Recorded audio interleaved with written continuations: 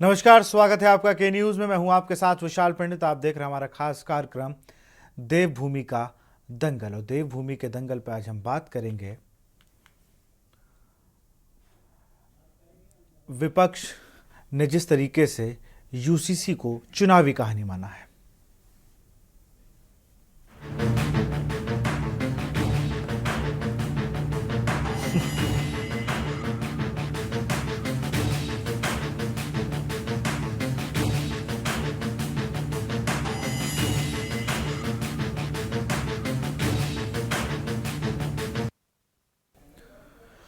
उत्तराखंड में यूसीसी कब लागू होगा, इस सवाल का जवाब राज्य के मुख्यमंत्री पुष्कर सिंह धामी ने दे दिया है। मुख्यमंत्री के मुताबिक उत्तराखंड में यूसीसी इस महीने लागू होने वाला है। सीएम ने कहा कि उत्तराखंड में जनवरी 2025 से समान नागरिक संहिता यानी कि यूसीसी लागू हो जाएगा। इसके लिए सभी तैयारियां पूरी कर ली गई हैं। इस तरह उत्तराखंड आजादी के बाद समान नागरिक संहिता लागू करने वाला पहला प्रदेश बन जाएगा। मुख्यमंत्री के मुताबिक सरकार का होमवर्क पूरा है।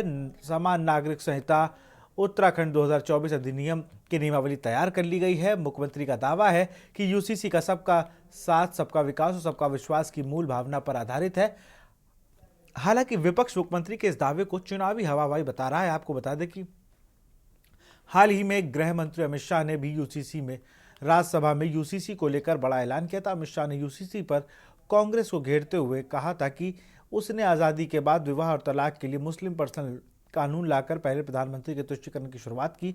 शाह ने कहा कि भाजपा ने उत्तराखंड में यूसीसी लागू करने का काम किया, अब भाजपा ने राज्यों में भी यूसीसी लागू करेगी। साथ ही मुख्यमंत्री पुष्कर सिंह धामी ने प्रदेश की यूसीसी सहित कई विकास के मुद्दों को लेकर प्रधानमंत्री मोदी से सोमवार को मुलाकात की है।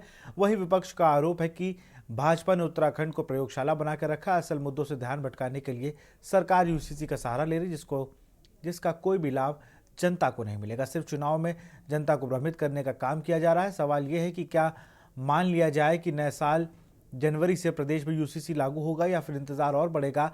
आज इसी मुद्दे पर चर्चा करेंगे।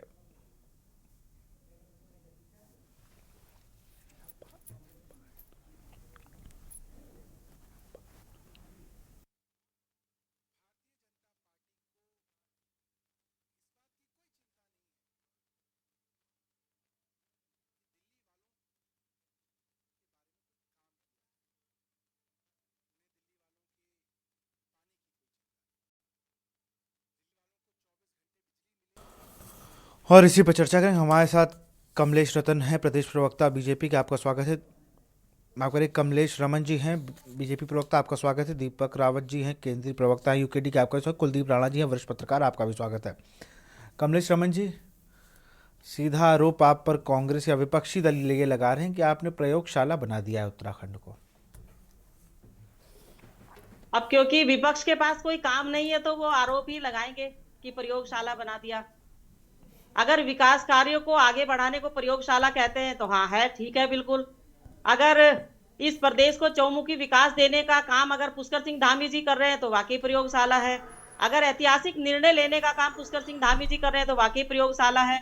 मुझे समझ में ये नहीं आता कि विपक्ष यूसीसी में कोई खामियां भी नहीं बता पा रहा, कोई कमियां भी नहीं निकाल पा रहा, उसके बावजूद भी इतनी परेशानियां विपक्ष को हैं। तो अगर आरोप ही लगाना है तो कम से कम कमियां भी तो गिनवा दो, क्या क्या कमियां हैं उसमें। पर कमियां कुछ नहीं है। पर कांग्रेस को शायद या विपक्ष को सिर्फ आरोप लगाना है, और आरोप लगाकर उसके कोई साक्ष्य भी उनके पास नहीं होते, उसके कोई एविडेंस भी उनके पास नहीं होते, पर आरोप लगाते हैं केवल। और भारतीय जनता पार्टी केवल और केवल विकास की ओर ध्यान देती है। सबका साथ सबका विकास, अभी आपने भी कहा, सबको साथ लेकर के चलने का काम करते हैं। और यूसीसी जब लागू होगा तो मुझे लगता है कि यह एक ऐसा ऐतिहासिक निर्णय होगा। आप देखिए, जिस यूसीसी को लेकर के देश के प्रधानमंत्री जी अपने संबोधन में उत्तराखंड को आशीर्वाद देने का काम करते हो, गृह मंत्री जी जिस वक्त अपना उद्बोधन अपने संसद में देते हैं तो वहां पर वो उत्तराखंड का जिक्र करते हैं और पुष्कर सिंह धामी जी की कमेटी को सराहना देने का काम करते हैं। तो और पूरे जो अन्य जो हमारे प्रदेश हैं वो हमारे यूसीसी का ड्राफ्ट लेकर के अपने प्रदेश में कैसे लागू करें, क्योंकि हर प्रदेश की अपनी अपनी भौगोलिक परिस्थितियां हैं, उनको उसमें कुछ चीजें नई जोड़नी है, वो इस ड्राफ्ट को देख करके, पढ़ करके, समझ करके अपने प्रदेशों में भी लागू करेंगे। और मुझे लगता है क्योंकि ये सेंटर का, ये केंद्र का सपना है, और ये केंद्र में जब लागू होगा तो इसमें पूरे देश को इसमें फायदा मिलेगा। और क्योंकि उत्तराखंड हमारा ऐसा पहला राज्य बनेगा, ऐसा इतिहास रचने का काम करेगा। कोई भी कानून जब बनता है किसी प्रदेश से, तो मुझे लगता है कि अगर जब इतिहास बनता है तो उस राज्य का नाम आता है। और जब यूसीसी केंद्र में बनेगा तो उत्तराखंड का पहला ऐसा नाम आएगा जिसमें कि उत्तराखंड में बना था। तो मुझे लगता है इसमें परेशानी विपक्ष को नहीं होनी चाहिए, बल्कि विपक्ष को तो साथ आकर के खड़ा होना चाहिए पक्ष के, कि हाँ अगर कुछ कमियां हैं वो बताने का काम करें, उसमें हम क्या ठीक कर सकते हैं वो बताने का काम करें। और अब क्योंकि वो लागू होने वाला है बहुत जल्द, और इस पर अब एक बार फिर विपक्ष जो है उसमें केवल और केवल कटाक्ष करने का काम कर रहा है। तो ऐसे ऐसे ऐतिहासिक निर्णय जो भाजपा की सरकार ने, पुष्कर सिंह धामी जी की सरकार ने लेने का काम किया है, और पूरे जो उत्तराखंड का जनमानस है उनका आशीर्वाद भारतीय जनता पार्टी को मिल रहा है, उनका आशीर्वाद पुष्कर सिंह धामी जी को मिल रहा है, ये आपको देखने को मिला है। विपक्ष के जो लगाए गए आरोप हैं वो गौण साबित होते हैं उस वक्त जब वो आरोप लगाते हैं और मैदान छोड़ करके भाग जाते हैं।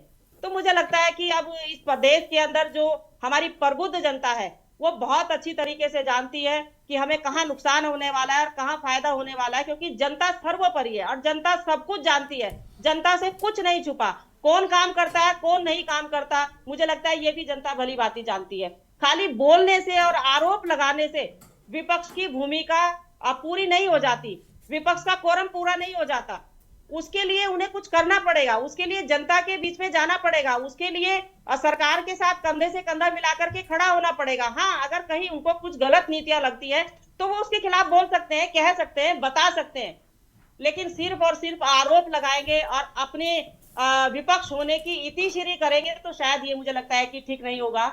और इस वक्त पूरा प्रदेश जब यूसीसी लागू होगा, क्योंकि जब इसमें कमेटी बनी और पूरी कमेटियों ने सब लोगों के, जितना हमारा जनमानस था इस प्रदेश का, सबसे पूछने का काम किया, सबसे सलाह मशवरा करने का काम किया, और उसमें कोई एक व्यक्ति नहीं है, ऐसे ऐसे बुद्धिजीवी लोग उसमें हैं, उसमें प्रोफेसर है, उसमें तमाम जो और लोग लागू कब होगा, कोई तारीख है क्या, कोई तारीख है कमलेश रमन जी?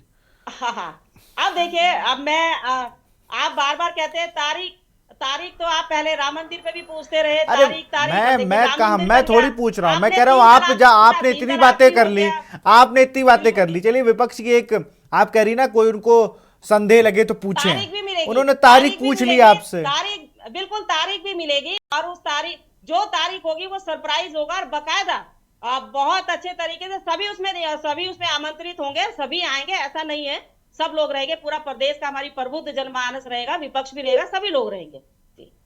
चलिए, मंजू त्रिपाठी जी जुड़ गई हैं कांग्रेस से। मंजू जी, खैर तारीख अभी मैम ने नहीं बताया, लेकिन आप लोग के लिए सरप्राइज होगा, ये प्रदेश की जनता के लिए, हमारे लिए भी होगा कि कब वो तारीख होगी जब यूसीसी में। खैर, मुख्यमंत्री धामी ने तो कह दिया है कि जनवरी में ही लागू हो जाएगा। कितनी उम्मीद है आपको? विशाल जी, सर्वप्रथम मैं नववर्ष की सभी को बधाई देते हुए, आपको भी, ये जो विपक्ष बातें कर रहे हैं, मेरी बड़ी बहन है कमलेश जी, हमने इनके साथ काम किया है, ये हमारे साथ रही हैं, मैं उनके ऊपर कुछ नहीं कहूंगी, लेकिन देखिए यहाँ पर मुद्दों की जो लड़ाई है, विपक्ष क्या करेगा, सरप्राइज की बात है। सरप्राइज तो भाजपा रोज ही दे रही है, सरप्राइज तो आए दिन दे रही है। जो कांग्रेस द्वारा जितनी सरकारी संस्थाएं खोली गई उनको बेचकर सरप्राइज ही तो दे रही है। कोई किसी की नौकरी सुरक्षित नहीं है, कब किसको निकाल दिया जाए, कब क्या कर दिया जाए, सरप्राइज तो देने में तो भाजपा माहिर है, इसमें कोई संदेह नहीं है। लेकिन लोकहित और जनहित में अगर सरप्राइज देने की बात आती है तो इलेक्शन के समय झुनझुना बजाते रहते हैं कि अब ये निकाय चुनाव है, अब सारी जनता को ये सलूफा छोड़ दिया गया है कि ये करते ही, जैसे ही निकाय चुनाव खत्म होगा हम यूसीसी लागू कर देंगे। इन्वेस्टर समिट के में आपने देखा किस तरह से उत्तराखंड की जनता को किस तरह से ठगा गया। दूसरों की थाली में भोजन बड़ा अच्छा लगता है, लेकिन जब अपनी बारी आती है तब पता लगता है कि कितनी गाढ़ी कमाई, कितनी मेहनत की कमाई से ये जो है देश आजाद हुआ है, कितने लोगों ने अपना बलिदान दिया है। इनकी पार्टी ने अगर इनकी पार्टी से किसी नेता ने अपना लहू बहाया हो, इस देश को समर्पित किया हो, तब उनको उसका दर्द पता लगेगा। किसी चीज को बेच देना बहुत आसान है, खरीदना मुश्किल है। किसी को स्थापित करना बहुत मुश्किल। आप देख रहे हैं कि किस तरह से महंगाई, बेरोजगारी सब चरम सीमा पर है। इन्वेस्टर समिट में बोलते गए कि हाँ अरे हम तो इसको प्रमोट कर रहे हैं भाई, मड़ुआ, कोदो, ये वो पहाड़ी चीजें प्रमोट कर रहे हैं। और जब इन्वेस्टर समिट हुआ तो क्या परोसा गया? ताज का। किसको ठेका दिया गया? गुजरातियों को दिया गया। रंगा बिल्ला की यह सरकार। और जहां तक बात मुख्यमंत्री धामी जी की है, उनको राज्य की चिंता कहाँ है? उनको तो उनकी वो तो आए दिन दिल्ली में रहते हैं, खाली इलेक्शन में झुंझुना बजाने से, डमरू बजाने से। और पहली बात, जब तक हमारे नेता विपक्ष में रहते हैं तब तक उन्हें कांग्रेस के नेता सब भ्रष्ट हैं। पर इनके पास इतनी बढ़िया वॉशिंग मशीन है कि उसको धुल के ये तुरंत ठीक कर लेते हैं। तो जो पैसा ये इन नेताओं को खरीदने में माहिर है, उसमें सरप्राइज देने में माहिर है, वही पैसा अगर जनहित में लगाया जाए, जनता के लिए खर्च करे, तब हम सोचे कि इसका सरप्राइज अच्छा है। तो कुल मिलाकर ये सरकार फेल हो चुकी है। और जब वो दिन दूर नहीं है कि जनता इनको आईना दिखाने का काम करेगी। चलिए, हमारे साथ दीपक रावत जी हैं, केंद्रीय प्रवक्ता हैं यूकेडी के। आप दोनों दलों को आप कैसे देखते हैं? आरोप प्रत्यारोप लग रहा है कि भाई उन्होंने, धामी जी ने कह दिया कि हम यूसीसी की तारीख जनवरी में लागू करेंगे। उन्होंने, बीजेपी की प्रवक्ता कमलेश रमन जी ने कहा कि सरप्राइज होगा आप लोग के लिए। मंजू त्रिपाठी जी कह रही है प्रयोगशाला बना दिया है। यूकेडी इस पूरे उस पर उसकी क्या राय है? वो यूसीसी को कैसे देखती है? वो इसके पक्ष में है या नहीं है? सवाल ये भी है। विशाल जी, यूसीसी के बारे में इन्होंने किन बुद्धिजीवियों से राय ली, किन से मशवरा करा, किन से इन्होंने पूरी डिटेल में इन्होंने जानकारियां ली हैं, उनके विवेक का इन्होंने इस्तेमाल करा है, ये तो सरकार बता पाएगी। लेकिन विशाल जी, सार्वजनिक रूप से जो ड्राफ्ट अब तक आया है और जो समिति अब जाके उस पर विचार विमर्श कर रही है और उसके बाद जो आएगा वो अभी तक सार्वजनिक नहीं हुआ है। तो उस पर किसी भी प्रकार की टिप्पणी करना या तो अनुचित होगा नहीं, क्योंकि हमें भी नहीं पता है कि वो किस स्वरूप में आ रहा है। पर 2022 के इनका जो यहाँ का विधानसभा चुनाव था, जिसमें इन्होंने सर्वप्रथम बार जिक्र किया था यूसीसी का अपने चुनावी एजेंडे में, उसके बाद जब 2024 का संसदीय चुनाव आया, लोकसभा का चुनाव आया, तो उन्होंने एक प्रयोग के रूप में उत्तराखंड में इसको जल्दीबाजी में इसको लागू करा कि यूसीसी उत्तराखंड में आएगा। और उसके बाद ही पूरे प्रदेश में, पूरे देश में ये चर्चा का विषय बना विशाल जी। और उसके बाद जब इसमें कुछ आपत्तियां आई हैं, तो 2024 के बाद भी आज हम 2025 आ चुके हैं, अब तक वो लागू नहीं हुआ है। मुख्य रूप से जो यूसीसी है विशाल जी, वो 3-4 जो मुख्य हैं उनके, जिसमें विरोध है, उसके पूरे यूसीसी में उत्तराखंड क्रांति दल का तो कोई विरोध नहीं है, लेकिन उसके जो कुछ प्रावधान है, इसमें यूसीसी में उत्तराखंड क्रांति दल का विरोध है और उसको लगता है कि इसमें संशोधन की जरूरत है। जैसे कि यूसीसी है, वो उसमें मुख्य से उत्तराधिकार का जो है, विवाह विच्छेद से संबंधित जी, प्लस जो लिव इन रिलेशनशिप को भारतीय जनता पार्टी इस प्रदेश में लीगली करना चाह रही है, जो कि अभी तक लिव इन रिलेशनशिप कहीं लीगली है नहीं, लेकिन ये इस यूसीसी के माध्यम से उसको लीगली करना जा रहे हैं। और सबसे बड़ा और सबसे जिसमें विरोध उत्तराखंड क्रांति दल करता है, वो है स्थायी निवास की आशा। जिस स्वरूप में यूसीसी में लाई गई है, उत्तराखंड क्रांति दल इसका पूर्णतः विरोध करता है, क्योंकि जिन लोगों ने इस प्रदेश के पृथक राज्य के निर्माण के लिए अपनी आहुतियां दी, जिन लोगों ने 42 शहादतें दी, जिन लोगों ने अपने जीवन का महत्वपूर्ण समय सिर्फ आंदोलन में काटा, जिन लोगों ने बहुत संघर्ष करने के बाद एक पृथक राज्य बनाया, उसके बाद अब जाके जो स्थायी निवासी की परिभाषा 24 वर्ष बाद इस प्रदेश में थोपी जा रही है, इससे उन सारे लोगों का जो सामर्थ्य था, उन सारे लोगों का, जिन लोगों ने इसके लिए संघर्ष करा, अपने समय का बलिदान दिया, अपने खूनों का खून, अपने जवानी हो या जीवन हो, उसको निछावर करा, वो सभी को ये भारतीय जनता पार्टी यूसीसी लागू होने के बाद बिल्कुल शून्य करने जा रही है। क्योंकि अभी तक देखिए, स्थायी निवासी की परिभाषा जो इन्होंने जो हमने उसको पढ़ा है, उसमें स्पष्ट रूप से लिखा हुआ है कि कोई भी व्यक्ति 1 साल अगर दूसरे उत्तराखंड में हो जाए, वो यहाँ का स्थायी निवासी हो जाएगा। अब विशाल जी, इन्हीं का कहना है कि यदि वो कोई केंद्र की किसी योजना का लाभार्थी हो या राज्य के किसी योजना का लाभार्थी हो, तो 1 साल की समय वृद्धि जो समय सीमा है, वो भी नहीं मानी जाएगी, उसको स्थायी निवास की परिभाषा मानी जाएगी। अब इस विरोधाभास विशाल जी किस बात का है? जी। एक तरफ ये बात करते हैं सख्त भूख कानून लाने की, बिल्कुल मूल निवास लाने की। जी। तो अब आप मुझे बताइए, वो जो स्थायी निवासी की परिभाषा जो दे रहे हैं, क्या उसमें मूल निवास लागू होगा? क्या उसमें स्थायी निवासी की परिभाषा उसके अंतर्गत आएगी? ये विरोधाभास, एक ही व्यक्ति दो अलग अलग चरित्रों की बात कैसे कर सकता है? ये सरकारें कैसे कर सकती हैं? आप ये कहिए कि अगर आप ये बताइए कि पहले तो बताइए कि कौन लोग आज के डेट में यहाँ मैं के जवाब दूं नागरिक, विशाल जी? मैं आऊंगा यहाँ कमलेश के समझ जरा इनके सवाल हो अगर जाए, फिर मैं सीनियर कुलदीप विशाल राणा जी का भी रुख ये करूंगा। समझना बिल्कुल। जनता के लिए भी और खास तौर पे विपक्ष और सरकार के लिए भी जरूरी है कि सरकार किसको यहाँ का लोग मान रही है। मैं बिल्कुल। स्वयं यहाँ का स्थायी निवासी हूँ, मूल निवासी नहीं हूँ। शायद कमलेश रमन जी के अगर 100 साल से 200 साल से इनके पूर्वज यहाँ रहते होंगे तो यहाँ के मूल निवासी नहीं है। तो अगर ये यहाँ के मूल निवासी नहीं है और भारतीय जनता पार्टी के नेता और स्वयं मुख्यमंत्री कहते हैं कि मूल निवास हम देंगे, भू कानून हम देंगे, तो आप बताइए फिर स्थायी निवास की परिभाषा कहाँ जा रही है? अगर चलिए मैं जरा मैं इस पे जरा विस्तार से और जानकारी इकट्ठा कर लूँ। आऊंगा मंजू जी, आऊंगा आपके पास, धैर्य रखिए, आऊंगा, सबके पास आऊंगा। मैं कुलदीप राणा जी के पास चलूंगा, वरिष्ठ पत्रकार हमारे साथ जुड़े हुए हैं। मैं दीपक जी आता हूँ आपके पास, आऊंगा, जवाब लूंगा ना। एक रुक जाइए कुलदीप जी, अगर आप तक हमारी आवाज़ पहुंच रही हो, आपने तीनों ही दल को सुना, उत्तराखंड के तीनों ही दलों को आपने सुना, 2 राष्ट्रीय दल और एक वहाँ का उत्तराखंड का अंतिम दल। यहाँ पर एक चीज़ है कि कांग्रेस तो कह रही है प्रयोगशाला है, भी इन्होंने प्रयोग कर लिया, चुनाव जीत लिया, अब यूसीसी कब लागू होगा ऐसे ही तारीखें बढ़ती जाएंगी। यूकेडी ने कहा हम पक्ष में है, लेकिन 2-3 उन्होंने पॉइंटर बताए, उसको लेकर उन्होंने अपनी दिक्कतें बताई कि भाई ये ऐसा नहीं होना चाहिए। यूसीसी से आम जनता को क्या फ़ायदा है, और जो पॉलिटिकल माइलेज के लिए ये बात कही गई थी, ऐसा कहा जाता है विपक्ष, वो तो उनको मिल गया पक्ष को, लेकिन आम जनता के लिए कितना फ़ायदेमंद है, कितना नुकसानदायक है, ज़रा आप कुलदीप जी जरा बताते हैं।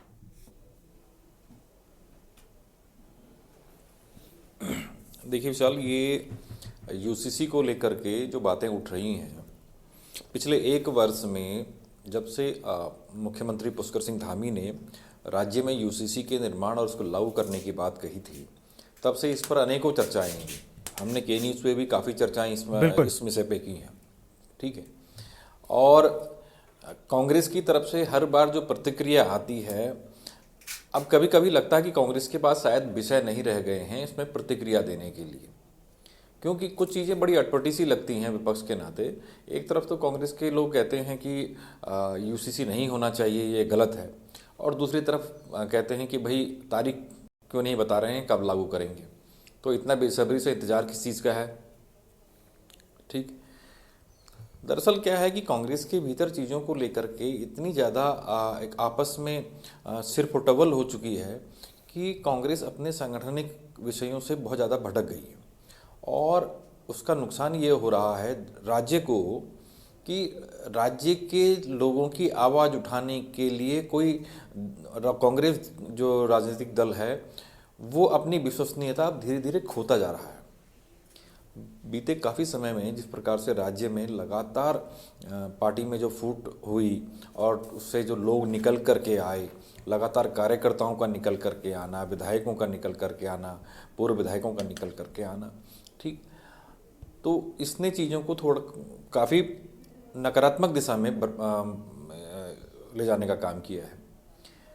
यूकेडी के प्रवक्ता दीपक जो रावत जी ने जो बात कही, इसमें डोमिसाइल वाला इशू जो था, इसमें स्थायी निवास वाला जो इशू था, वो विषय निसंदेह गंभीर है, और उसको लेकर के जरूर इस पर चिंतन मनन होना चाहिए।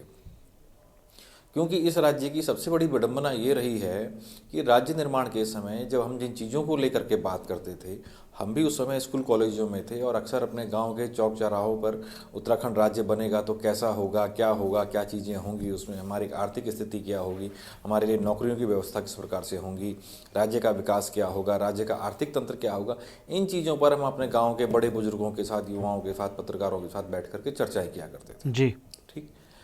आज की डेट में जो स्थितियां निकल करके आ रही हैं, कमोबेश राज्य में औद्योगिक विकास तो राज्य के मात्र 2 जिलों में हुआ, 2-3 जिलों में हुआ जो मैदानी जिले हैं, ठीक है, जिसमें राज्य की सबसे ज़्यादा आबादी और सबसे ज़्यादा विधानसभाएं हैं, देहरादून, हरिद्वार और उधम सिंह नगर, ठीक।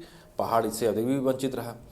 वहीं जब अवस्थापना विकास के कार्य जरूर पहाड़ों में हुए, भवन बने, सड़कें बनी, सब कुछ बने, ठीक है, बिजली भी आज उपलब्ध है, लेकिन जो ज़रूरतें तब थीं वो ज़रूरतें आज भी उसी तरीके से मुँह बाएँ खड़ी हैं, जिनमें रोज़गार एक बड़ा मुद्दा है।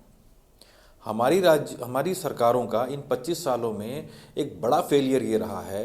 हालांकि इसमें भाजपा और कांग्रेस दोनों समान रूप से शामिल हैं, लेकिन जो कि भाजपा का कार्यकाल ज़्यादा है, इसलिए भाजपा की जिम्मेदारियां भी ज़्यादा हैं और जवाबदेही भी ज़्यादा है कि इन 25 सालों में हमारी सरकारें हमारे राज्य के युवाओं को स्वरोजगार की तरफ प्रेरित नहीं कर पाई। ठीक, आज भी राज्य बनने से पहले भी पेंशन आधारित अर्थव्यवस्था पहाड़ की मानी जाती थी, सरकारी नौकरियों की तरफ रुझान हुआ करता था और उसी चीज़ को लेकर के रिजर्वेशन को लेकर के जो लड़ाई उठी, फिर वो राज्य निर्माण की लड़ाई में तब्दील हो गई। और आज की डेट में भी हमारे युवा उसी दिशा में आगे बढ़ रहे हैं, उनको सरकारी नौकरियां चाहिए, ठीक है, जबकि सरकारी नौकरियां सीमित हैं। तो राज्य में इन चीज़ों को लेकर के जो मूल निवास का विषय रहा, जिसने राज्य की नौकरियों पर अन्य राज्य के लोगों को एक करके एकाधिकार को पुख्ता किया, उसको लेकर के जो उत्तराखंड क्रांति दल की जो चिंता है वो वाजिब है कहीं। और अब समस्या ये है कि चूंकि एक्ट में जो कानून जो व्यवस्थाएं दी गई हैं उसमें मूल निवास को लेकर के, क्योंकि कोई व्यक्ति अगर उत्तराखंड में आकर के इस कानून के दायरे में आता है तो वो कहीं ना कहीं यहाँ का निवासी माना जाएगा, क्योंकि वो उस परिक्षेत्र में है और उसका लाभ उसे, अगर वो कानूनी दायरे में आ गया और उन चीज़ों में वो लिखा पढ़त में आ गया, ठीक, तो फिर वो उसका भी हकदार माना जाएगा, क्योंकि उसको लेकर के स्पष्टता नहीं है। ठीक है, ये एक बड़ी चिंता का विषय न सिर्फ यूकेडी का है बल्कि उत्तराखंड के हर आम नागरिक का भी है। ठीक, देखिए, यूसीसी देश में होनी चाहिए, प्रदेश में हो रही है। एक आज़ादी के बाद से एक देश का एक बड़ा बहुसंख्यक वर्ग जो था, बुद्धिजीवी वर्ग, वो ये चाहता था कि भारत में समान नागरिक कानून होना चाहिए, धर्म के आधार पर कोई विभाजन नहीं होना चाहिए। ठीक, और जब संविधान लागू हो चुका था तो उसके बाद इस तरह की व्यवस्थाएं तो होनी ही नहीं चाहिए थी, लेकिन ये भी एक विडंबना रही कि चीज़ें उस दिशा में आगे नहीं बढ़ पाई, जैसा बाबा साहब भीमराव अंबेडकर जी ने, जो उस ड्राफ्टिंग कमेटी के अध्यक्ष रहे संविधान के, उन व्यवस्थाओं को जी मैं रोकूंगा आपको यहाँ पर, मैं आपको रोकना चाहूँगा। आप सब बने रहिए हमारे साथ, अभी और भी चर्चा करेंगे इस पर, लेकिन यहाँ वक्त है छोटे से ब्रेक का।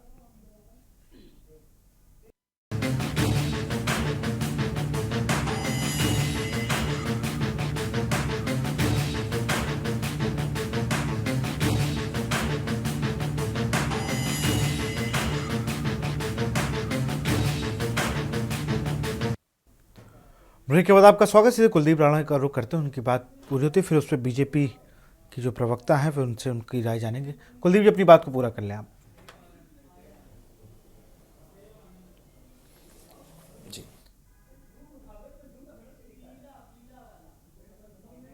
भारत का एक बहुसंख्यक वर्ग ये चाहता था कि देश में एक समान कानून होना चाहिए जी, ठीक है, और चीज़ें जिस प्रकार से भारत में जो राजनीतिक हालात बदले, उसने भारत के इस बहुसंख्यक वर्ग की इस मांग को धीरे धीरे उससे दूर करता गया।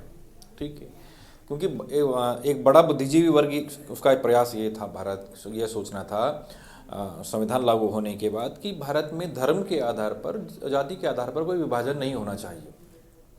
ठीक है, आज की डेट में अगर समान नागरिक संहिता अगर लागू हो रही है तो ये स्वागत योग्य कदम है, क्योंकि भारत बदल रहा है, वैश्विक परिदृश्य बदल रहा है और अब वो स्थिति 1947 से पहले वाली स्थिति नहीं है भारत। ठीक है, अब चीज़ें बहुत बदली हैं इन 70-75 सालों में। ठीक है, तो ऐसे में समाज में भी नागरिकों को अपने हक हकूक़ के लिए अब कुछ नई व्यवस्थाओं की, कुछ नए नियमों की, कुछ नए कायदों की ज़रूरत थी और उसके रूप में एक यूसीसी स्वागत योग्य कदम कहा जा सकता है ना। और जहाँ तक इसके राजनीतिक लाभ को लेकर के बात हो रही है, यह कहा जा रहा है कि उत्तराखंड को भाजपा ने प्रयोगशाला बना दिया। मैं बिल्कुल इस बात से सहमत हूँ कि निसंदेह भाजपा ने उत्तराखंड को प्रयोगशाला बना रखी है, लेकिन यहाँ ये भी देखना होगा कि इस प्रयोगशाला से भाजपा को जो लाभ हो रहे हैं और कहीं ना कहीं जनता उन चीज़ों पर मोहर लगा रही है। आज अगर उत्तराखंड में इन 25 सालों में पहली बार ऐसा हुआ कि एक बल्कि प्रचंड बहुमत की सरकार आई है। ठीक 2017 में 70 में से 57 विधायक भाजपा के पास थे। बिल्कुल। 2022 में 70 में से 47 विधायक भाजपा के पास हैं।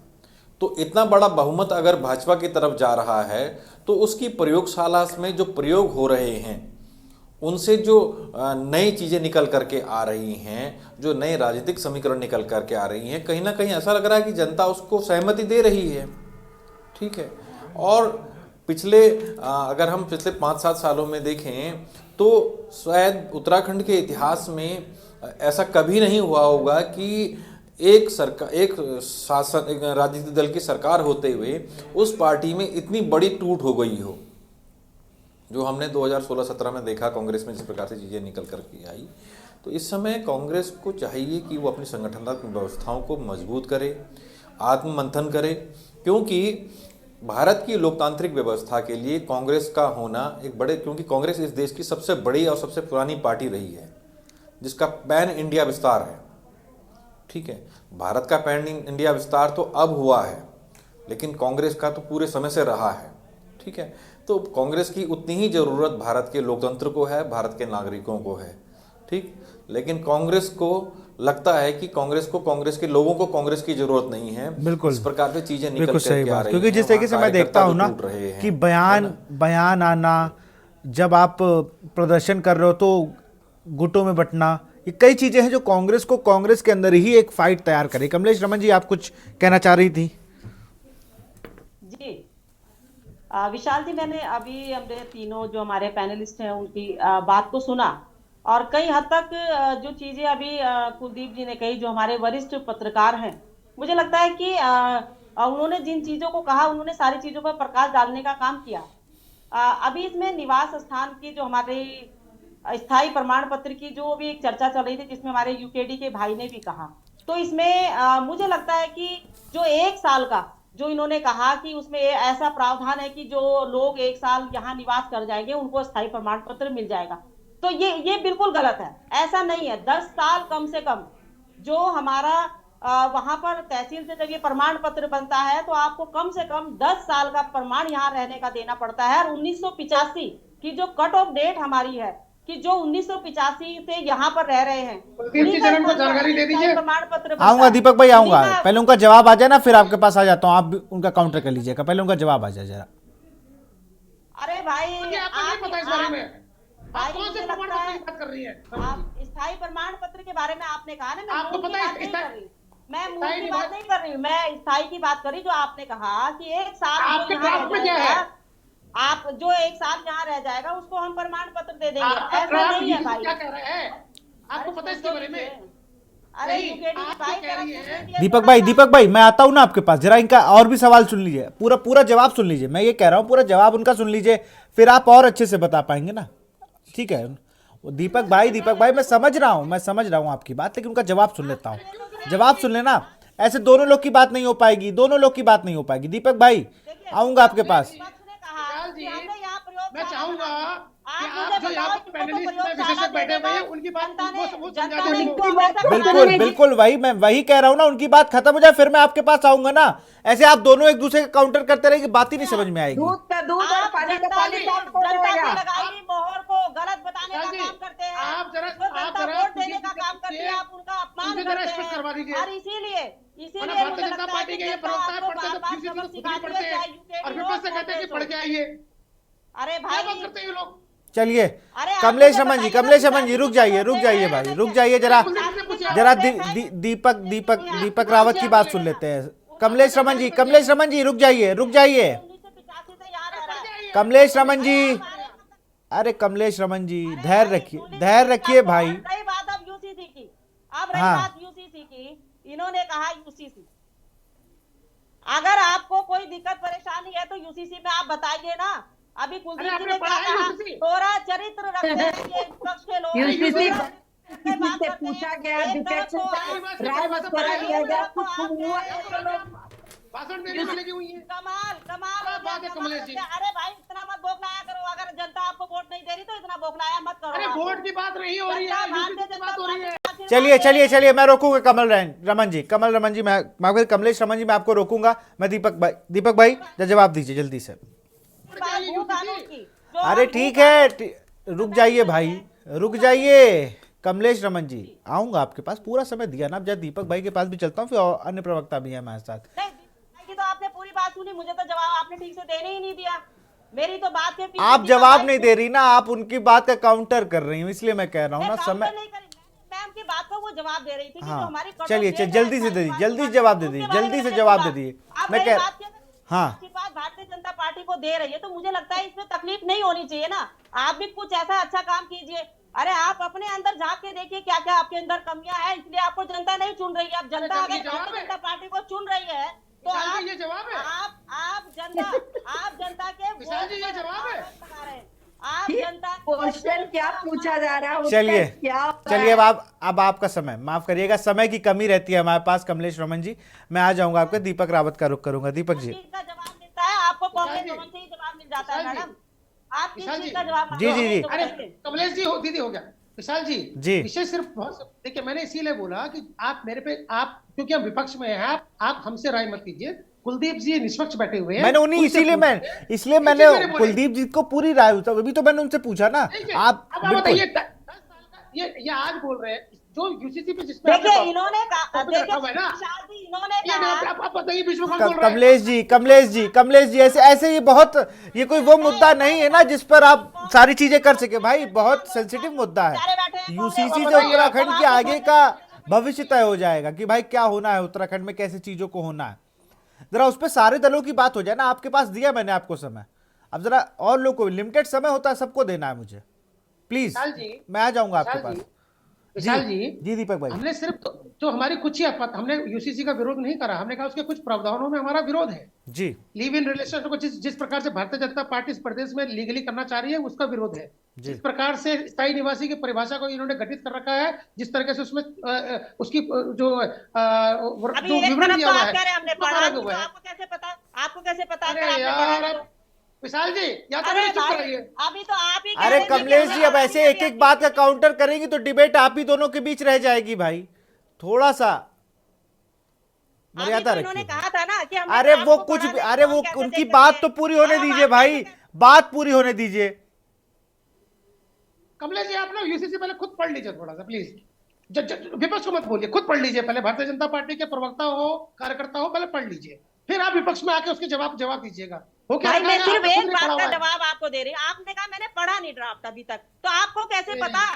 यहाँ पे मुद्दा ये नहीं है कि यूकेडी के प्रवक्ता ने यूसीसी बिल पढ़ा है नहीं पढ़ा है, सवाल ये है लागू कब हो रहा है। 2025 में जनवरी में लागू हो रहा है, फरवरी, मार्च, अप्रैल, मई, जून, जुलाई कब हो रहा है, सवाल ये है।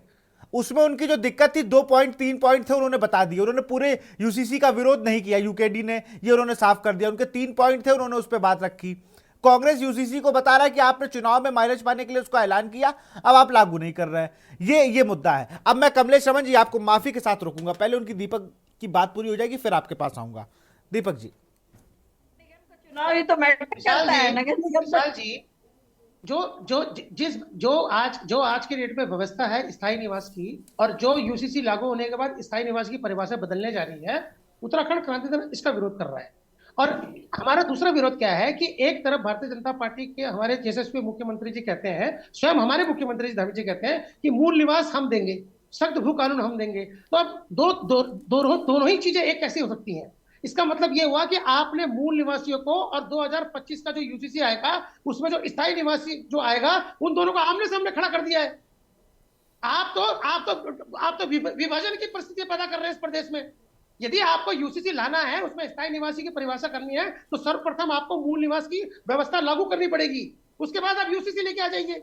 लेकिन आप तो चाहते हैं कि जो मूल निवासी हैं वो भी लड़ते रहे, और जो 9 नवंबर 2000 से पहले इस प्रदेश में थे, और जो आप 2025 में जब ये यूसीसी आएगा, इसके बाद जो नागरिकता लोग पाए होंगे, उन दोनों में जीवन भर संघर्ष बना रहे। एक ही दो ही इस तरह के समाज में दो वर्गीकरण करने का काम भारतीय जनता पार्टी कर रही है। इतनी छोटी सी बात अगर मेरी दीदी को समझ में नहीं आ रही है तो उसमें मैं क्या कर सकता हूँ, ये यूकेडी क्या करेगी? मैं जो कहना चाह रहा हूँ उसको समझिए ना। आप एक ही मंच से दो बातें कैसे बोल सकते हैं? एक तरफ आप चलते हैं, यहाँ के जो भोले वाली जनता है उसको बरकराने के आप कहते हैं कि मूल निवास हम देंगे, तो मूल निवास आप किसको देना चाह रही है?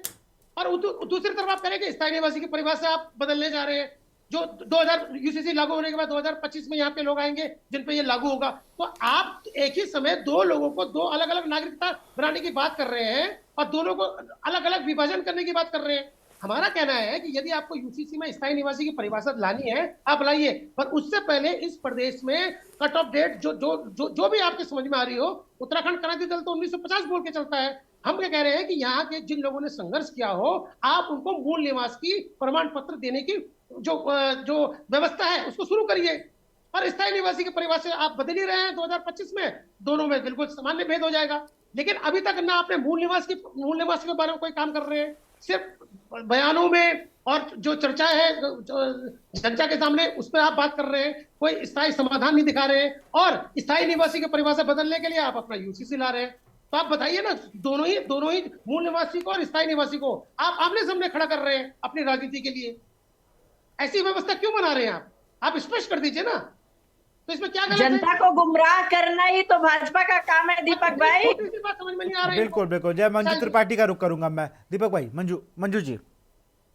देखिए दीपक भाई की बात से मैं पूर्ण रूप से सहमत हूँ कि यही जो जनता को गुमराह करने, मूल निवास, सख्त भू कानून, इन सब का जो खाली विरोधाभासी कहते हैं, अतिशयोक्ति कहते हैं जिनको ना, कि अतिशयोक्ति अलंकार शायद पढ़ा होगा आप लोगों ने, सुना कि खाली विरोधाभास पैदा करना, जनता को गुमराह करना कि हाँ भाई इस भू कानून की बात उठी तो सख्त भू कानून खाली भाजपा लाएगी, यूसीसी की बात उठी, अरे यूसीसी लाने वाला सब पहला राज्य भाजपा ही होगी।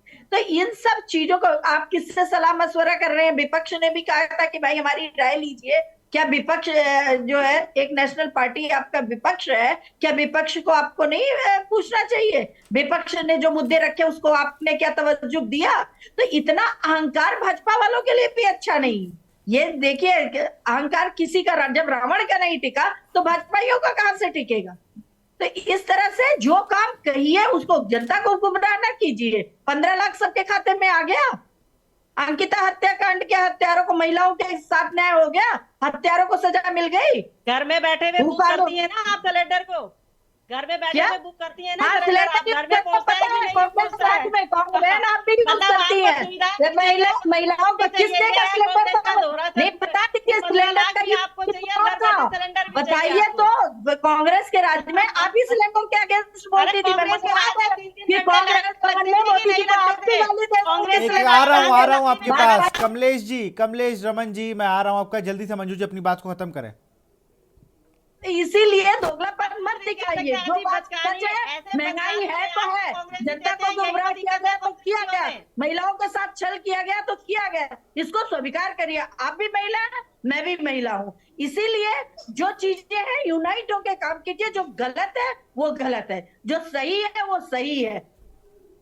इन चीजों पे बात करिए, महिलाओं की समस्याओं पे बात करिए। आप भी किसी की बहन है, किसी की बेटी है, किसी की माँ है, वही मेरे ऊपर भी लागू होता है। बिल्कुल। तो इस तरह से कि कहना कुछ, करना दोहरा कुछ, चरित्र ना रखे कांग्रेस। दोहरा चरित्र नहीं होना चाहिए। यूसीसी कब लाएंगे, दूसरी तरफ आप कहते हैं भू कानून कब लाएंगे, विरोध करते हैं। जब भू कानून लाते हैं इसमें भी आप नहीं भू कानून लाइए, नहीं आप खाली गुमराह मत करिए ना। मूल निवास की बात आप कहते हैं, मूल निवास आपको कहाँ बता कर।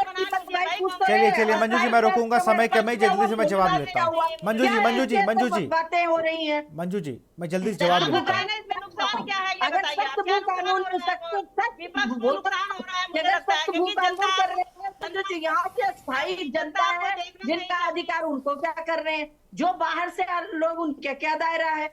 चलिए चीजों को पढ़िए, पहले पढ़िए। चलिए मंजू जी रोकूंगा मैं रोकूंगा आपको। मंजू जी मैं रोकूंगा। कमलेश रमन जी जल्दी से जवाब दीजिए अब जरा।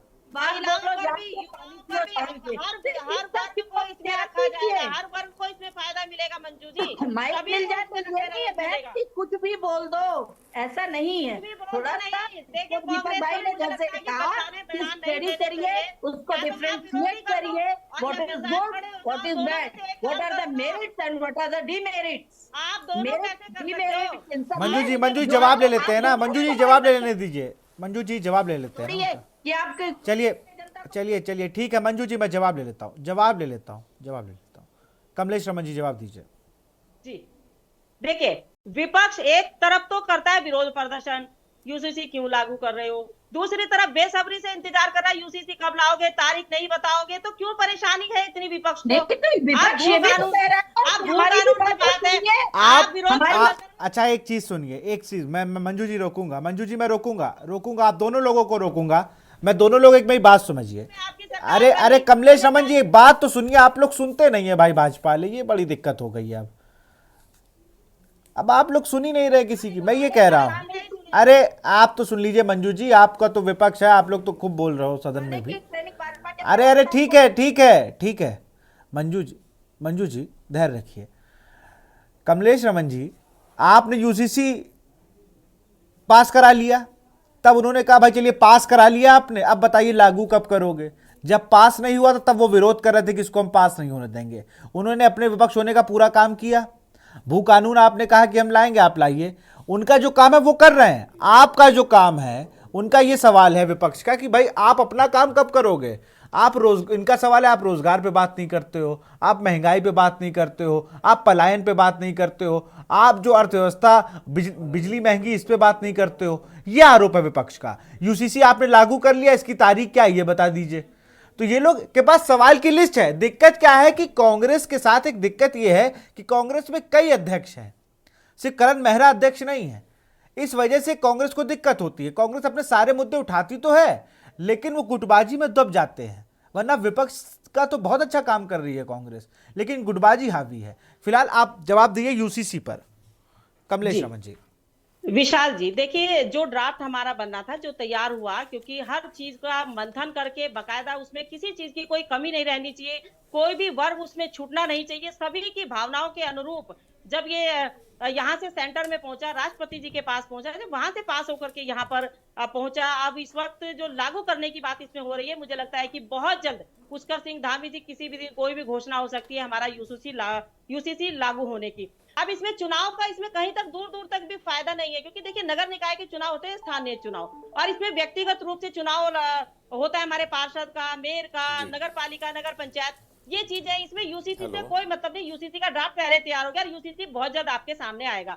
अब रही भू कानून की बात, भू कानून पर माननीय मुख्यमंत्री जी ने पहले ही क्लियर कर दिया है कि भू कानून हमारे प्रदेश की मूल भावना थी। अब कांग्रेस ने अगर नहीं दिया भू कानून, उस वक्त 2002 में आए कि नहीं आए, 2012 में आए कि नहीं आए, अब नहीं दिया, लेकिन कोई तो पहल करेगा। भारतीय जनता पार्टी इसमें पहल कर रही है, मूल निवास पर भी भारतीय जनता पार्टी इसमें पहल कर रही है, जो यहाँ की हमारी भावनाएं थी, जिसके लिए हमने इस प्रदेश को लेने का काम किया। अगर भारतीय जनता पार्टी प्रदेश दे सकती है, आपको राज्य, नया राज्य दे सकती है, तो वो जो उसकी मूल भावनाएं है, जो उसका अधिकार है, उसको देने का काम भी करेगी। रोजगार पर बात भारतीय जनता पार्टी करती है, महिलाओं पर बात भारतीय जनता तभी पार्टी करती है, अग्निवीर जैसी योजना ले आई गई, लोगों का विकास की ओर ले जाने का काम भारतीय जनता रोजगार में ही तो पार्टी शामिल है अग्निवीर जैसी योजना। 30% महिलाओं को नौकरियों में आरक्षण देने की बात भारतीय जनता पार्टी करती है। आंदोलनकारियों को 10% 36 आरक्षण देने का काम भारतीय जनता पार्टी करती है। यहाँ के युवाओं को पलायन जो हमारा हो रहा है उसको रोकने के लिए, यहाँ वापस लाने के लिए, प्रवासी जो सम्मेलन यहाँ हो रहे हैं उत्तराखंड को और बढ़ावा देने के लिए, जो गांव हमारे प्रवासियों को देने का काम हो रहा है, तो ये भारतीय जनता पार्टी करती है। हम प्रदेश को चौमुखी विकास की ओर ले जाने का काम कर रहे हैं। लेकिन देखिए, मुझे लगता है कि विपक्ष केवल और केवल आरोप लगाएगा और उसमें कमलेश रमन जी जल्दी से अपनी बात को खत्म करें। कमलेश रमन जी जल्दी से अपनी बात को खत्म करें, समय की कमी है, जल्दी से। चलिए, मैं वरिष्ठ पत्रकार कुलदीप राणा का फाइनल कमेंट लूंगा, फिर डिबेट क्लोज करते हैं। कुलदीप जी।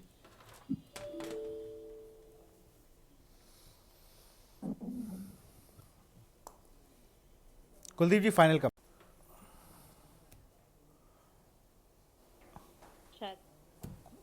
कुलदीप जी, आपको हमारी आवाज आ रही है? जी जी सर, फाइनल कमेंट आपसे लूंगा, फिर डिबेट क्लोज करते हैं।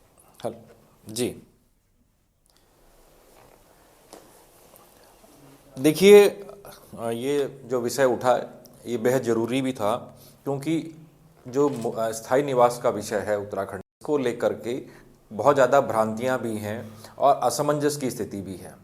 और इसमें राजनीतिक दलों ने जो रायता फैलाया है उसने जनमानस को बड़े एक तरीके से पसोपेश में डाल दिया है। ठीक, क्योंकि यहाँ जो भी सरकारें आई उन्होंने तमाम सारी चीज़ों की तरफ तो प्रयास किया, लेकिन उत्तराखंड के जो मूल निवासी के लोग हैं उनके जो हक हकूक हैं, उनके जो अधिकार हैं, उनकी जो एक संवैधानिक उनकी जो अधिकार क्षेत्र में जो चीज़ें हैं उनको लेकर के यहाँ कोई गंभीरता नहीं देखने को मिली है। ठीक, आज की डेट में जो बात निकल करके आ रही है, जैसा अभी कहा जा रहा था, मैं डिबेट में सुन रहा था कि 1985 कट ऑफ डेट है शासन से। ये सिर्फ गूगल में लिखा हुआ कट ऑफ डेट है। ठीक, शासन में जो आदेश हुए हैं उनको निकाला जाए, उनका अध्ययन किया जाए तो हकीकत पता लग जाएगी।